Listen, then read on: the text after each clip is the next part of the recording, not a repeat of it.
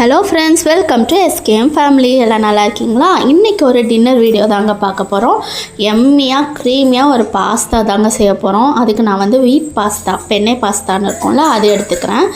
எல்லாத்தையும் கடாயில் போட்டு வேக வச்சா ரொம்ப நேரம் ஆகுங்க. அதனால் வந்து நான் குக்கரில் ஒரு எதிரியாக போட்டு விசில் விட்டுற போகிறேன். அது வந்து சூப்பராக வெந்து வரும். கடாயில் வச்சோன்னா ரொம்ப நேரம் வேகிற மாதிரி இருக்குங்க. அதுக்கு வந்து குக்கர் வந்து பெஸ்ட் ஆப்ஷன். இப்போ நல்லா தாராளமாக தண்ணி ஊற்றிட்டு நல்லா விசில் விட போகிறேங்க. நல்லா ஹை ஃப்ளேமில் வச்சு நான் வந்து 2-3 விசில் விட போகிறேன்.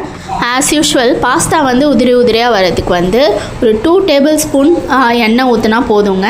அது நல்லா ஒட்டாமல் வரும். அப்புறம் நான் கல் உப்பு ஆட் பண்ணிக்கிறேங்க. அது இந்த பாஸ்தாவுக்கு கம்மியாக தாங்க தெரியும், நிறையா போடுறேன்னு நினைக்காதீங்க. ஸோ நல்லா கிளறி விட்டுட்டு நான் விசில் போட்டுட்டேன். எப்போதும் இந்த மாதிரி பாஸ்தா செய்யும் போது மைதா தாங்க ஆட் பண்ணுவாங்க. அந்த க்ரீமி டெக்ஸ்சர் வரதுக்கு மைதாவும் சீஸும் ஆட் பண்ணுவாங்க. நம்ம வந்து வித்தியாசமாக ஹெல்த்தியாக செய்யணுன்னு கோதுமை மாவை ஆட் பண்ணுறோம். நான் எப்போதும் சீஸ் சேர்ப்பேங்க. இந்த வாட்டி சீஸ் இல்லை. ஸோ வந்து சீஸ் இல்லாமல் எப்படி க்ரீமியாக செய்கிறதுன்னு நான் உங்களுக்கு காட்டுறேன் வாங்க. இப்போ உங்களுக்கு தேவையான வெஜ்ஜிஸை வந்து கட் பண்ணிக்கோங்க. நான் இதுக்கு வந்து தக்காளி, வெங்காயம், பட்டாணி ஆட் பண்ணுறேன். நம்மளுக்கு தேவைன்னா ஸ்வீட் கார்ன், அப்புறம் வந்து காளான், இது எல்லாமும் ஆட் பண்ணிக்கலாம். செம்ம டேஸ்ட் வரும். நான் இன்றைக்கி வந்து பட்டாணி மட்டும்தாங்க ஆட் பண்ணிக்கிறேன். இந்த மாதிரி ரெசிபியெல்லாம் ஒன்ஸ் இன் அ வைல் செஞ்சு சாப்பிட்றது ஓகே, பசங்க ஆசைக்காக. இது எப்போவுமே ரெக்கமெண்டபிள் இல்லை. அதனால் வந்து பசங்க எப்போ ஆசைப்படுறாங்களோ அப்போ செஞ்சு கொடுத்தா போதும்.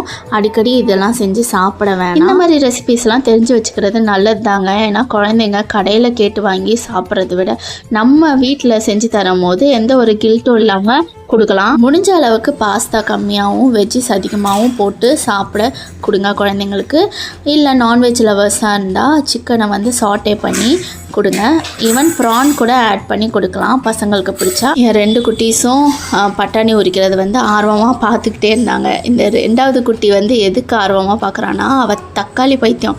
தக்காளி வந்து அப்படியே பச்சையாக சாப்பிடுவா. நான் கொடுப்பேனான்னு வந்து எட்டி பார்த்துட்டு இருந்தா. ஒவ்வொரு பட்டாணி உரிக்கும் போது கீழே விழும்போது குழந்தைங்க எடுத்து கொடுத்து ஹெல்ப் பண்ணிகிட்டு இருந்தாங்க. பட்டாணி உரிச்சாச்சு, வாங்க போய் சமைக்கலாம்.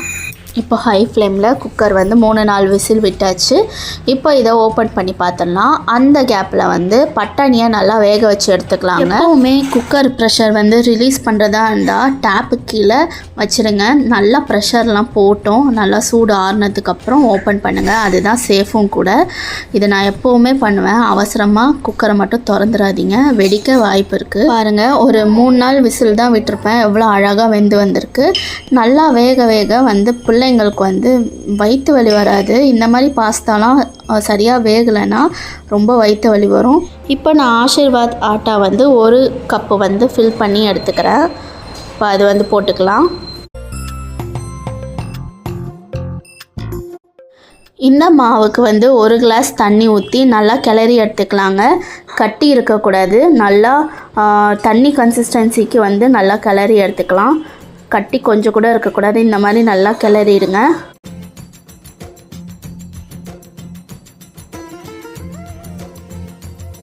நல்லா கிளறினதுக்கப்புறம் 3/4 கப் பால் வந்து ஆட் பண்ணிக்கலாங்க. பாலாக பச்சை வாசனை அடிக்குமேன்ட்டு யோசிக்க வேணாம். நல்லா கிளறிட்டு நம்ம ஊற்றி வேக வைக்கும் போது நல்லா வெந்து வந்துடுங்க. இது ஒரு திக்னஸ் கொடுக்கும். இதுதான் வந்து கன்சிஸ்டன்சி. இந்த மாதிரி தண்ணியாக இருக்கணும். இப்போ பட்டாணி நல்லா வெந்து வந்துடுச்சு. இதை ஒரு பக்கம் எடுத்து வச்சுக்கலாம். அடுத்து ஒரு கடாயில் எண்ணெய் ஊற்றி நல்லா இப்போ தக்காளி, வெங்காயம் வந்து தாளிக்க போகிறோங்க. ஆயிலுக்கு பதிலாக நம்ம வந்து பட்டர் போட்டுக்கலாம். பட்டர் போட்டால் இன்னும் டேஸ்ட்டாக இருக்கும்.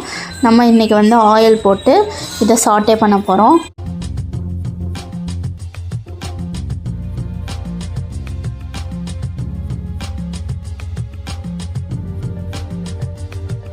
தக்காளி, வெங்காயம் நல்லா வேகிறதுக்கு வந்து நான் உப்பு கொஞ்சோண்டு போட்டிருக்கிறேங்க. அதுக்கப்புறம் கடைசியாக பார்த்துட்டு உப்பு போட்டுக்கலான்னு விட்டாச்சு. அப்புறம் வந்து காரத்துக்கு நான் எதுவுமே போடலை. வெறும் கரம் மசாலா இருக்கிற காரம் மட்டும்தாங்க. ஏன்னா குழந்தைங்க சாப்பிட்றதுனால அதிகம் காரம் வேணான்னு இந்த கரம் மசாலா இருக்கிற காரம் மட்டும்தான் நான் போட்டேன். இது நல்லா வதங்கி பச்சை வாசனை போனதுக்கப்புறம் நம்ம வேக வச்சுருந்த பச்சை பட்டாணியை வந்து ஆட் பண்ணிக்கலாம்.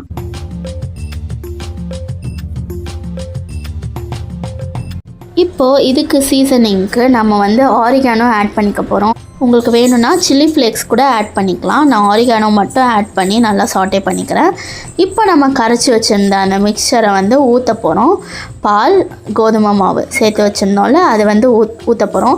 இவ்வளோ தண்ணியாக இருக்கேன்னு யோசிக்க வேணாம். ஊற்றின கொஞ்ச நேரத்தில் ஒரு 2 மினிட்ஸ்லேயே வந்து நல்லா கெட்டியாகிறது நீங்கள் பார்க்கலாம். இது நல்லா பச்சை வாசனை போகிற அளவுக்கு நல்லா கிண்டணும். கண்டிப்பாக வந்து கெட்டி ஆகிடும். நீங்கள் பயப்பட தேவையில்லை. நம்ம வந்து பச்சை வாசனை போனதுக்கப்புறம் வேணால் தண்ணி ஊற்றி வந்து நம்ம அட்ஜஸ்ட் பண்ணிக்கலாம். மறுபடியும் இதே கன்சிஸ்டன்சிக்கு கொண்டு வந்துக்கலாம். இப்போது அந்த குக்கரில் மறுபடியும் பாஸ்தா போட்டு நம்ம வந்து இந்த மிக்சரை வந்து ஊற்ற போகிறோம். அவ்வளோதாங்க, வேலை முடிஞ்சுது. ஊற்றிட்டு நம்மளுக்கு தேவையான அளவுக்கு உப்பு போட்டுக்கிட்டா சூப்பரான க்ரீமியான பாஸ்தா ரெடி ஆகிடும். உங்களுக்கு வந்து ஃபைனல் டச்சாக வந்து நான் சொன்ன சீஸ் ஸ்ப்ரெட் இருக்குல்ல, அது வந்து 2-3 இதில் வந்து ஆட் பண்ணிக்கலாம். நல்லா சீஸியாக வரும். நான் இன்றைக்கி ஆட் பண்ணல, இதோடு விட்டுட்டேங்க. ஆனால் இதுவே செம டேஸ்ட்டாக இருந்தது. நீங்கள் எல்லோரும் ட்ரை பண்ணி பார்த்துட்டு எப்படி இருந்ததுன்னு சொல்லுங்கள்.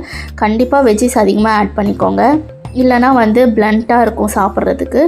பாருங்கள், செம்ம க்ரீமி டெக்ஸ்சரில் நம்ம ரெஸ்டாரண்ட் ஸ்டைல்லே பாஸ்தா நம்ம வீட்டிலே செஞ்சாச்சு. நீங்கள் இந்த மாதிரி ட்ரை பண்ணி பார்த்துட்டு கண்டிப்பாக சொல்லுங்கள் எப்படி வந்ததுன்னு. குழந்தைங்களுக்கு கண்டிப்பாக பிடிக்கும். இன்றைக்கி வீடியோ உங்களுக்கு பிடிச்சிருக்கோன்னு நினைக்கிறேன். இன்னொரு வீடியோவில் உங்களை எல்லோரும் சந்திக்கிறேன். பாய் பாய்.